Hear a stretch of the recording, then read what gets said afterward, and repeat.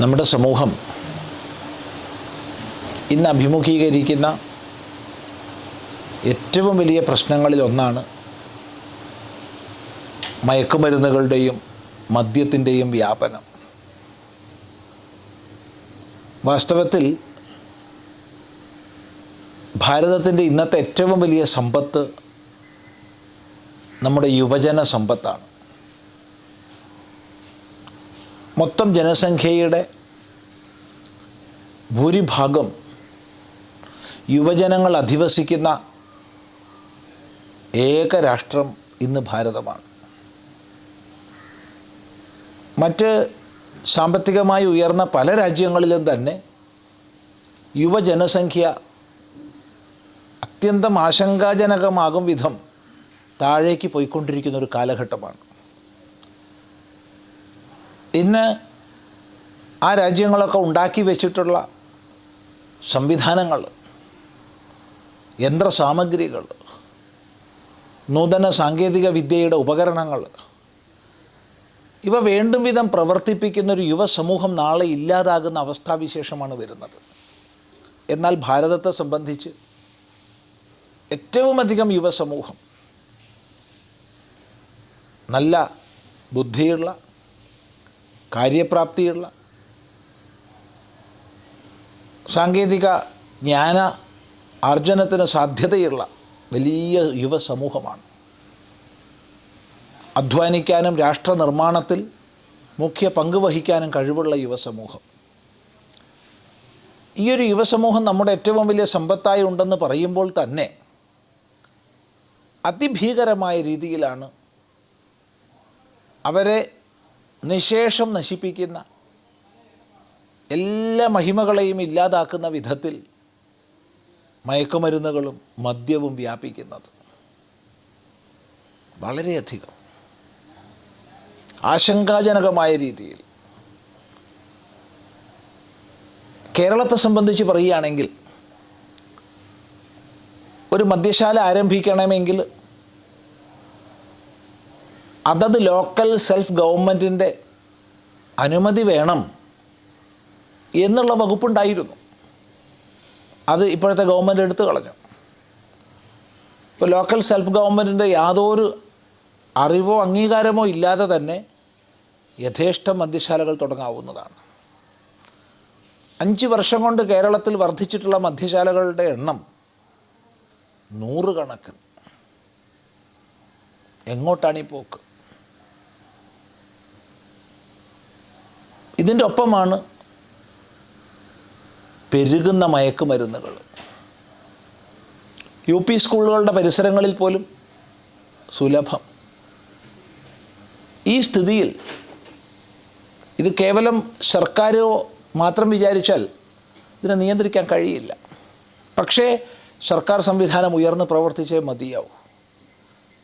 ഇന്ന് വിപരീതമായ ദിശയിൽ മദ്യത്തിൻ്റെ ലഭ്യത സമൂഹത്തിൽ വാരി കോരി കൊടുക്കുന്ന നയപരിപാടിയിൽ നിന്ന് സർക്കാർ പിന്തിരിഞ്ഞേ മതിയാവും.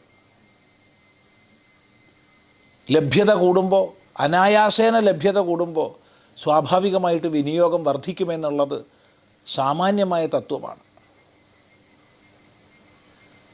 അതുകൊണ്ട് മദ്യത്തിൻ്റെ വിഷയത്തിൽ ആദ്യം പ്രവർത്തിക്കേണ്ടത് സർക്കാരാണ്. അതിന് സർക്കാരിനെ നിർബന്ധിക്കേണ്ടത് സമൂഹമാണ്. മദ്യലോബികളുടെയും അബ്കാരികളുടെയും ഒക്കെ പണത്തിൻ്റെയും ഫണ്ടുകളുടെയും പിടിയിൽ രാഷ്ട്രത്തിന് നാശകരമാകുന്ന നയങ്ങൾ നടപ്പിലാക്കപ്പെട്ടുകൂടാ. ഇതേറ്റവും പ്രധാനമാണ്.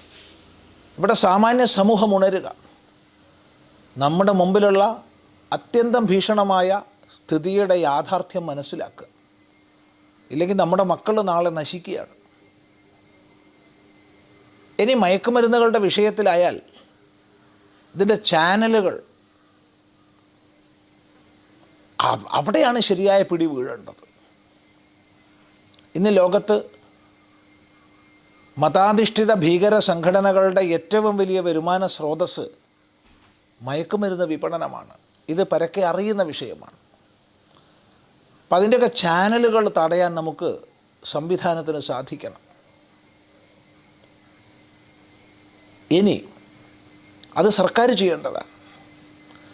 ഇത് കേവലം സർക്കാർ മാത്രമല്ല, ഒരു ജനാധിപത്യ രാജ്യത്തിൽ ജാഗ്രതയുള്ള പൗരസമൂഹമാണ് ഏതൊരനീതിയെയും ഇല്ലാതാക്കുന്നത്. അപ്പോൾ പൗരസമൂഹത്തിന് ജാഗ്രതയുണ്ടാവുക. നമ്മളുടെ ഗ്രാമത്തിൽ, നമ്മളുടെ പ്രദേശത്ത് ഇത്തരം ദുഷ്ടശക്തികൾ പ്രവർത്തിക്കുന്നത് കണ്ടാൽ നിശ്ചയമായും പോലീസിൽ അറിയിക്കുക. അതോടൊപ്പം സമൂഹത്തിന് ശരിയായ ബോധം നൽകുന്ന പരിപാടികൾ അത് സന്നദ്ധ സംഘടനകളും മറ്റ് ജനകീയ പ്രസ്ഥാനങ്ങളും വർദ്ധിപ്പിച്ചേ മതിയാവും. ഇനി ഇതിന് മറ്റൊരു തലം കൂടിയുണ്ട്. ആ തലം കുട്ടികളാവുമ്പം തന്നെ നമ്മുടെ പുതുതലമുറയ്ക്ക് ആസ്വദിക്കാനും ആനന്ദിക്കാനും പ്രായോഗികമായി സമയത്തെ വിനിയോഗിക്കാനും ഉള്ള മാർഗങ്ങളും മാധ്യമങ്ങളും ഉണ്ടാവണം. ഇത് പറയുന്ന സമയത്ത് നമുക്ക് പറയാനുള്ളത്, ഇപ്പോൾ ഒരു ലഹരിയില്ലെങ്കിൽ മനുഷ്യ ജീവിതത്തിൽ പിന്നെ എന്ത് സുഖമുള്ളത്? വെറുതെ ജനിച്ച് ഉണ്ടും ഉറങ്ങിയും പണിയെടുത്തും മരിച്ചു പോയിട്ട് എന്ത് കാര്യം? നമ്മുടെ ജീവിതത്തിൽ നല്ലപോലെ ലഹരി വേണം, കൂടുതൽ ലഹരി വേണം. അതുകൊണ്ട് ചെറുപ്പത്തിൽ തന്നെ നമ്മൾ കുട്ടികൾക്ക് ലഹരി കൊടുത്ത് ശീലിപ്പിക്കുക. വലിയ ലഹരികൾ, ചെറുപ്പത്തിലേ ഭക്തിയുടെ ലഹരി കൊടുക്കുക, ഭജനകളുടെ ലഹരി, സത്സംഗത്തിൻ്റെ ലഹരി, സത്കർമ്മത്തിൻ്റെ ലഹരി, സമൂഹത്തിൽ സേവാപ്രവർത്തനം ചെയ്യുന്നതിൻ്റെ ലഹരി. ഇത്തരം ഉയർന്ന ലഹരികൾ ചെറുപ്പത്തിലേ നമ്മൾ മക്കൾക്ക് കൊടുത്താൽ അവർ നിസ്സാരങ്ങളായ ലഹരികളിൽ പെടില്ല. ചില പൊടികളിലോ, ചില പുകകളിലോ, ചില ഗന്ധങ്ങളിലോ, ചില പേസ്റ്റുകളിലോ, ചില ഇഞ്ചക്ഷനുകളിലോ അവർ പെട്ടുപോവില്ല, ഉറപ്പാണ്. അവർക്ക് ചെറുപ്പത്തിൽ വലിയ ലഹരി കിട്ടാത്തത് കൊണ്ടാണ് ചെറിയ ലഹരികളിൽ അവർ പെടുന്നത്. ഇത് വളരെ ശ്രദ്ധിക്കേണ്ടതാണ്. ഇത് പറയുമ്പോൾ നമ്മളുടെ മനസ്സിൽ വരുന്നത് ഭഗവാൻ ഭാഷ്യകാരൻ്റെ ചിത്രമാണ്. ശ്രീമദാദി ശങ്കരാചാര്യസ്വാമികളുടെ പ്രസ്ഥാനത്രയ ഭാഷ്യം രചിച്ച, അനേക ദശം പ്രകരണങ്ങൾ എഴുതിയ, അനേക സ്തോത്രഗ്രന്ഥങ്ങൾ എഴുതിയ, ആസേതു ഹിമാചലം സഞ്ചരിച്ച് മഠങ്ങൾ സ്ഥാപിച്ച, സനാതനധർമ്മ സംസ്ഥാപനം ചെയ്ത, അതിലെല്ലാം ഉപരി പറയട്ടെ, ഭാരതം എന്ന രാഷ്ട്രത്തിൻ്റെ സംഗ്രഥനം ചെയ്ത, സംഗ്രഥനം ഇൻ്റഗ്രേഷൻ, ആ മഹാപുരുഷനാണ്, ആ പരമാചാര്യനാണ് നമ്മുടെ സമൂഹത്തിന് ലഹരി വാരി കോരി തന്നത്. സൗന്ദര്യ ലഹരി, ശിവാനന്ദ ലഹരി, ആനന്ദ ലഹരി, ജീവൻ മുക്താനന്ദ ലഹരി, ഭക്തിയുടെ ജ്ഞാനവിചാരത്തിൻ്റെ പരമമായ വേദാന്ത ചിന്തയുടെ ലഹരിയാണ്. ഈ വക ലഹരികൾ ചെറുപ്പത്തിലെ കുട്ടികൾക്ക് ലഭിച്ചു കഴിഞ്ഞാൽ അവരൊരിക്കലും നിസ്സാരങ്ങളായ ലഹരികളിൽ പെടില്ല. ഇത് നൽകേണ്ടത് അമ്മയുടെ കർത്തവ്യമാണ്, ഇത് നൽകേണ്ടത് അച്ഛൻ്റെ കർത്തവ്യമാണ്. അപ്പോൾ വീടുകളിൽ ധാർമ്മികങ്ങളായ ആചാരങ്ങളുണ്ടാവുക, അനുഷ്ഠാനങ്ങളുണ്ടാവുക, ഉത്തമ മനുഷ്യരായി നമ്മുടെ മക്കളെ വളർത്താനുള്ള പദ്ധതികളുണ്ടാവുക. ഏറ്റവും പ്രധാനം, നമ്മുടെ മക്കൾക്ക് ശരിയായ സ്നേഹം അമ്മയിൽ നിന്നും അച്ഛനിൽ നിന്നും ലഭിക്കട്ടെ. അവർ സ്നേഹിക്കപ്പെടുന്നു എന്നുള്ള തിരിച്ചറിവ് അവർക്ക് ലഭിക്കട്ടെ. അവരുടെ വിഷമതകൾ അച്ഛനമ്മമാർ തിരിച്ചറിയുന്നു എന്നുള്ള ബോധം അവർക്ക് നൽകട്ടെ.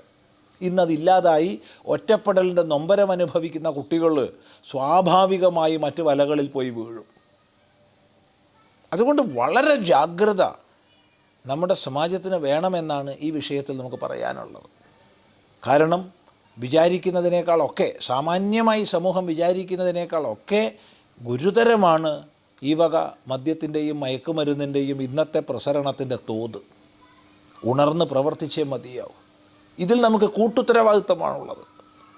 ഇതിൽ ഹിന്ദു, ക്രിസ്ത്യൻ, മുസ്ലിം എന്ന് വേണ്ട എല്ലാ മതാചാരങ്ങളിലെ മതവ്യവസ്ഥകളിലെ ആചാര്യന്മാർ, ധർമാചാര്യന്മാർ, അതുപോലെ മറ്റ് സംഘടനകളുടെ പ്രവർത്തകർ,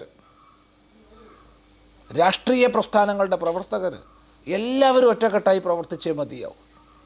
ഒരു ഭാഗത്ത് മദ്യവ്യാപനം ഉറപ്പുവരുത്തുക, മറുഭാഗത്ത് ലഹരിമുക്ത കേരളം എന്ന് പരസ്യം കൊടുക്കുക, ഇത് രണ്ടും കൂടി ഒക്കില്ല.